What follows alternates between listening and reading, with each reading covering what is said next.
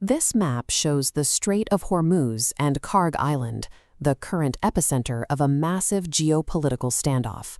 The United States has established a relentless naval blockade here, effectively sealing off one of the world's most critical energy corridors.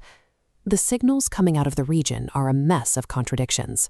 While official Iranian channels are publicly claiming the strait is wide open for business, their military gunboats are simultaneously firing on commercial tankers, forcing vessels flying Indian flags to turn back. It is rare to see a national military and its government operate on two entirely different scripts. This disconnect reveals a catastrophic, systemic collapse within Iran's central military command. The leadership structure has been effectively decapitated. In just a few days, the nation lost its supreme leader, along with over 250 top senior officials. Think about what happens if you leave a household without any adults for 12 hours with zero instructions. No one knows which ingredients are in the pantry, how to get to the market, or even which specific lock goes with which door. When lower-level operators are suddenly left without a unified strategy, the result is paralyzing chaos. A nation can possess significant military hardware, but without a functioning central command, that hardware becomes useless. This localized choke point standoff has exposed a vulnerability that hardware alone cannot fix. The speed at which the United States dismantled this command structure comes down to a vast technological mismatch. The two forces were never operating on the same level of capability. This side-by-side comparison shows the lopsided economic reality of the conflict. While the United States absorbed a daily cost totaling $42 billion, Iran suffered infrastructure damage estimated between $270 billion and $1 trillion. It is a level of physical destruction that could take 2 decades to repair.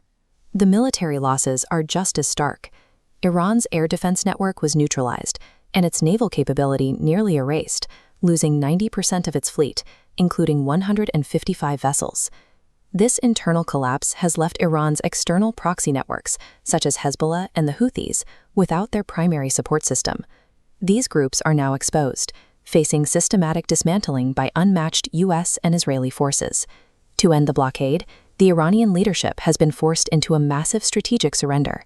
They are effectively forfeiting an entire generation of nuclear ambition.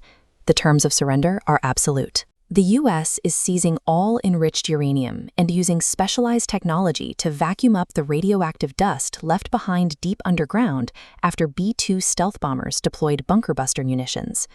In modern, high-stakes warfare, precision firepower and technological dominance dictate the outcome. Years of regional proxy planning can be neutralized in days by a side holds a monopoly on advanced military systems. The speed of this victory is forcing nations worldwide to reevaluate their traditional defense strategies. When a superpower can act this decisively and unilaterally, old alliances are suddenly called into question. U.S. leadership publicly dismissed NATO during the crisis, characterizing the alliance as a paper tiger that only offered assistance after the heavy lifting was finished. This dismissal has triggered a global rush towards self-reliance. As 30 nations realize they can no longer outsource their security to a single ally, they are being forced to allocate massive new budgets to procure their own hardware and build independent defense systems. With regional powers neutralized, only one primary rivalry remains: the calculated strategic competition between the United States and China under President Xi Jinping.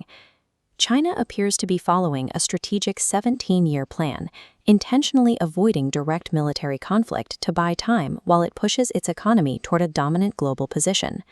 This suggests a potential division of global influence, a compromise where China is granted a sphere of influence over Asia to manage its own regional interests, while the United States maintains control over the remaining continents to prevent a direct superpower clash. The standoff at the Strait of Hormuz demonstrated that regional proxy networks are no longer an effective shield against a high-tech assault. Global security is being redefined by the specific reach of two superpowers and the hard borders of their technological influence.